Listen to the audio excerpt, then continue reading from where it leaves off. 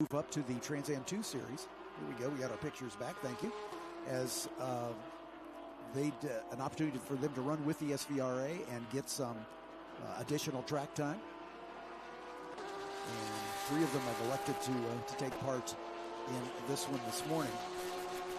Looks like Ethan Barker, John Otwell, and Bruce Raymond all running together there. And Ed Savagian is there. He only completed 1 lap, so he must have been the car we saw moving slowly there on the Holman Straight. Yeah. After the first couple laps, so Ed Savagian with a problem in that number 33 Chevy Camaro. I did see him come in early. I'm sure that's not driver error. Edwards, a very accomplished and capable driver. Yeah, he is indeed. But the Panks have this one going their way as they've opened up a pretty comfortable lead over a good battle for second and third. About 4 seconds for Tom and Lucas Pank.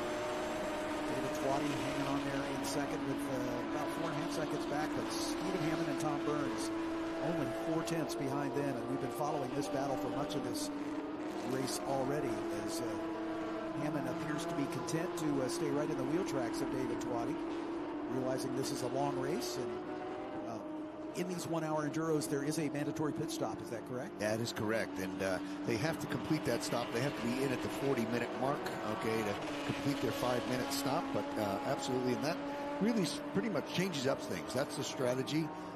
Especially, hopefully we won't have, but if we do have a yellow come out, that changes things pretty dramatically. Yeah, understood. Are they permitted to refuel during these stops? They are not required to. Most of these cars will make the full hour without refueling, and they choose not to. It's just another thing to go wrong, quite honestly. Of course. And, there are some safety rules and requirements that we require during fueling. So the driver's got to get out. There's so many men over the wall, just the fueler, the fire extinguisher guy, and so there's more rules and more moving pieces and more things to go wrong. So many of them choose not to. We are getting some of the in-car cameras. Just most of these cars carry the necessary hardware to permit us to send some in-car cameras, but we don't always have the greatest reception around this big 2.4-mile road course here at the Indianapolis Motor Speedway. But when we do, we'll give you a glimpse of that, and we had a short shot of the leader, Tom Pank. And that GT4R, that's the latest and greatest of the Porsche GT3 Cup cars. Yeah, the thing about Tom's car, though, Tom's car is an older chassis made into R specs. I see. Okay, although the R spec is the top of the heap, so to speak. Yep. Tom's not so. It's more like Frankenstein. Okay, I gotcha. Right. It's but it's made to, and Kurt is who crews his car, very capable, and gives him a good car.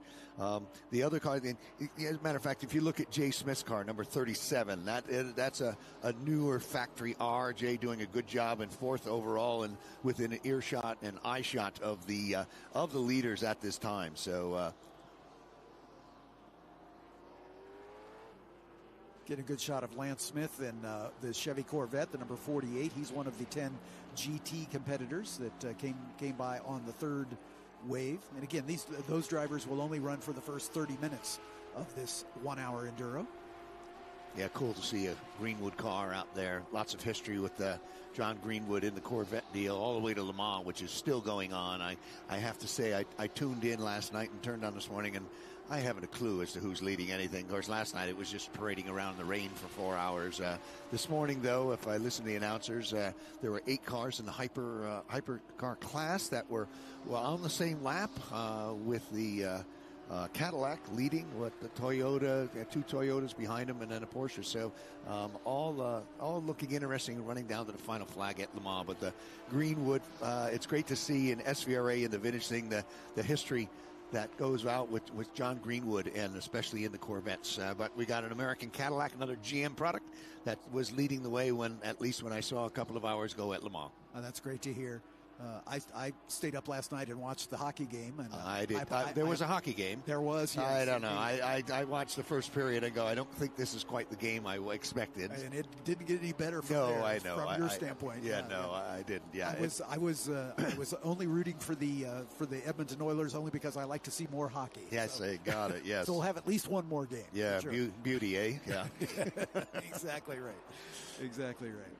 Yeah, they went the way the Celtics did the previous night. Exactly. I tuned into that game also, and I said I thought I'd see an entertaining game, and a 30-point blowout was not what it. So yeah, well, I think it was 8-1 last night when I finally gave up and turned off the TV. Yeah.